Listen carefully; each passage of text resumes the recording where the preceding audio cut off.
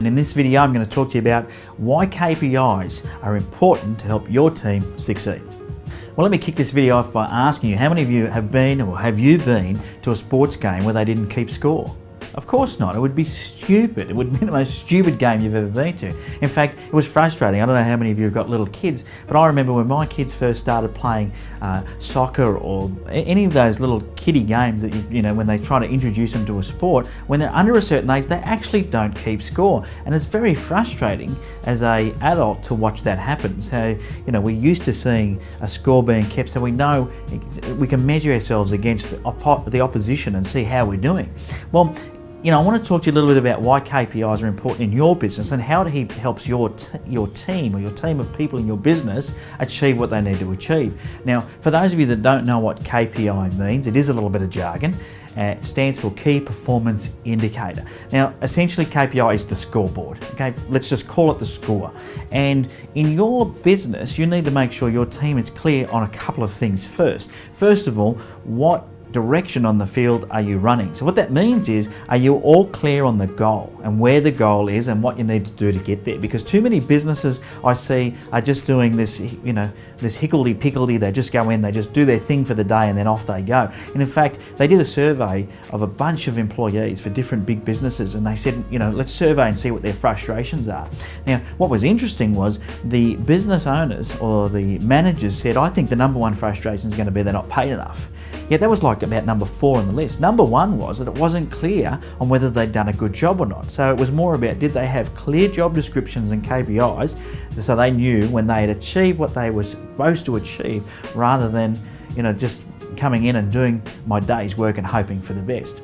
So your team need to know what the score is and what score is expected. So it's about making sure that you as a manager or a business owner have got it clearly mapped out for your team what the vision is, what the direction we're running is, what are the rules of the game, and how are we going to get there. So KPIs are vitally important. Now, what sort of numbers do you want to track? Now, you don't want to get all you know, anal about it and be measuring things to the nth degree, because it just becomes too complicated. But there are some basic fundamental things you can measure. So for example, what about total sales? You know, especially for a sales team, how many new customers did we bring on? What was our conversion rate? What did we want to achieve on a daily basis? What's our break-even point? So all of these KPIs are vitally important in helping your team understand what it is they're chasing after, what is it they're heading towards.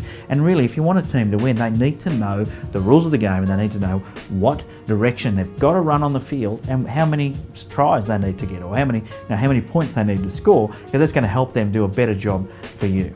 So if you do run a team and you've got a team of people and they're not sure about what the objectives are for their role, and then now's the time for you to get crystal clear. So here's a good way to do it. Sit down and write down each position. Forget about the people. Don't worry about putting names against positions. Just write down each position on the field. No different to a sporting game. You know, you have right wing, left wing, front, full back, whatever you want to. These job descriptions are going to be descriptions in your business. So for example, you might have sales manager. That's a position. Don't worry about putting a name next to it.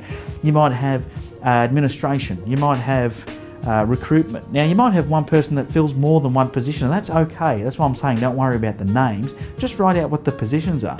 Then, underneath that position, start to write down what it is that role has to fulfill. So if it is the sales manager, what does that role have to do? Does it have to manage a sales team? Does it have to train salespeople? Does that position have to get sales? Does it have to look after a certain number of accounts? What does that role have to do?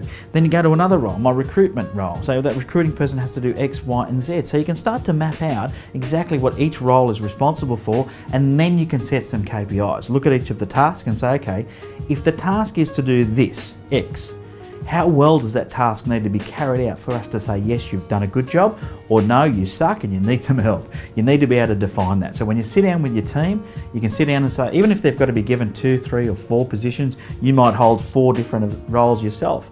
But at least now you can measure yourself against the KPIs for each of those positions. And that's really a good starting position for getting yourself and your team clear of how to keep score in your business.